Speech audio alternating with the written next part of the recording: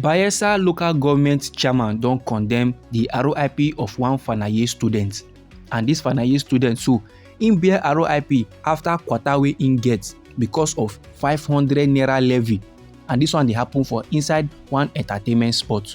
No be small matter, my correct people. Now you see this koko wey I bring come for you so na something wey be say we as a country person we go learn from inside. So I no go like make you miss this informate. I still bring another informate wey I go like share give all of una.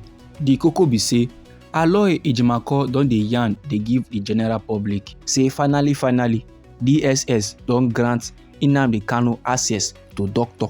No sir, we don give you reports about the health of Mazi Nnamdi Kanu. I don bring updates onto the matter, and I still get another informate wey I go like share give all of una. The koko be say Nollywood actress wey be Hilda Dokubo, they don suspend am as Labour Party's Rivers State chairperson. Now without wasting much of your time, make I give you the full details of this headline wey I just summary you so. The tori be say the chairman of Southern Ijaw local government, im name na Target Segibo, im don condemn the RIP of Francis Palawe wey be one Fanaye political science student for Niger Delta University, Amasoma, Bayelsa, by some youths. Based on information wey we gather, my good people, we come find out say this person wey be Francis so im kpai on Tuesday because of one disagreement, one kwata wey im get, and this kwata na because of 500 naira levy for inside one entertainment spot, and this entertainment spot so e dey for inside Wilberforce Island for Amasoma. This Fanaye student wey be Francis, im go this island now wey dey near the university to go climb the top of the sand dump, and before he go climb the sand dump, he go gats pay a levy of 150 naira to the youth. So on that very day, customers come boku, visitors wey come to climb this particular sand dump, they come many. When the youths then observe this one, they come increase their levy from 150 naira to 500 naira. Now this development so we can lead to the argument, and the argument can lead to the RIP of the Fanaye students wey be Francis Palawe.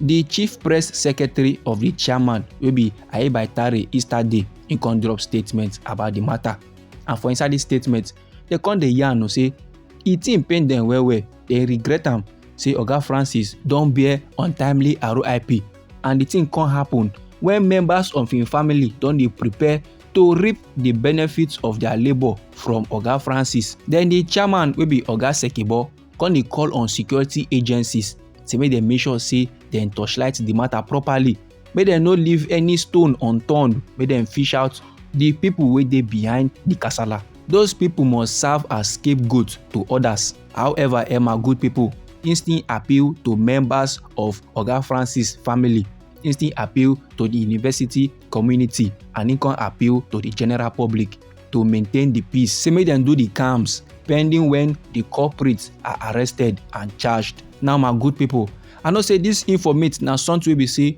all of us as country person wey we be, we go learn one or two things from inside.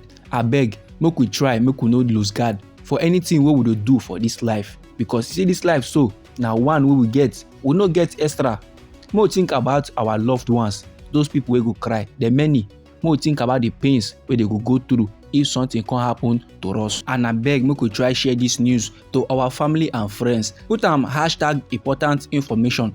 Tell them say e get information wey dey inside wey they need to know about. You might be saving a life, you no go know. So on to the next informate wey I wan share give all of una.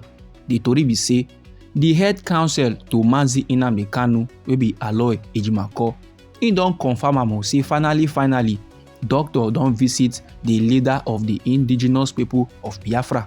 Aloy Ejimakor dey yarn dey give the general public say the Department of State Services wey be DSS don finally allow doctor visit Mazi Nnamdi Kanu on Wednesday after dem deny access on Monday.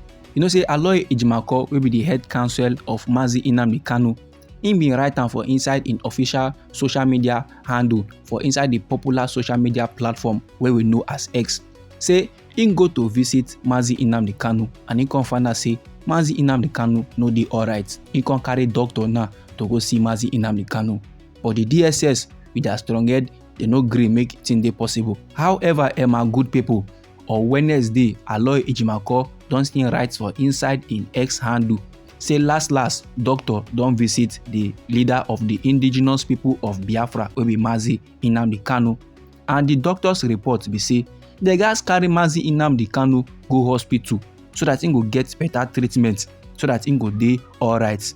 This one now they don arrange am for inside report give the Director General of the Department of State Services.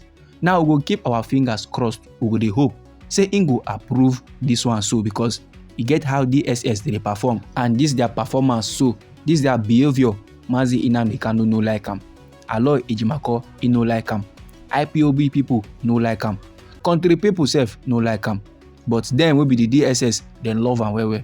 And based on how this Mazi Nnamdi Kanu case dey waka so, e be like say the federal government dem love the performance, because upon say the legal counsel of Mazi Nnamdi Kanu don legally complain tire about the Department of State Services, the federal government, the court, they never do any reasonable thing about the matter. So on to the next informate wey I go like share give all of una. The tori be say the Labour Party chairman for inside the Rivers wey be Hilda Dokubo, they don suspend am on Thursday as member of the party for inside her ward wey be Asari-Toro local government area of the state. This suspension so my good people, they organize and put for inside letter, and they come write and give the Labour Party chairman of the Asari-Toro local government area. And the people wey sign this particular letter na the ward chairman wey be Ajalamonia Ibama and some other chieftain of the Labour Party. So like this now, my good people, Madam Hilda Dokubo chop suspension on the 15th day of July after one emergency meeting of the party's Ward Executive Committee and ratified by the Asari-Toro local government executives of the party on the 18th day of July for inside this year 2024. And the reason why the party ward officials suspend the state party chairman na because of financial misconduct plus abuse of office and breach of party regulations and many other allegations dem. No be small matter, my good people, and no be like say they just suspend them just like that. According to the ward executives, they say the decision was made after a thorough investigation onto these allegations them, and as they do the investigation, they can't see evidence of the allegations, and they can't give them the suspension. So this now the informate wey I say make I share give all of una my correct person. Anyhow, any of the cocoa BU for body, feel free make it drop them inside our comment section. Now we be Anointed Lady TV. Now we they bring the legitimate information on the things and things where they happen for inside this our country, Nigeria. So if you would like to receive news like that, you are free to subscribe to this channel, and don't forget to put on the notification bell so that as we they bring the news they come, now you go first get the alert. I go receive them sharp. And I beg no dey stingy with the news. Try to share to your family and friends, make them too. They know what they happen for inside our country, Nigeria.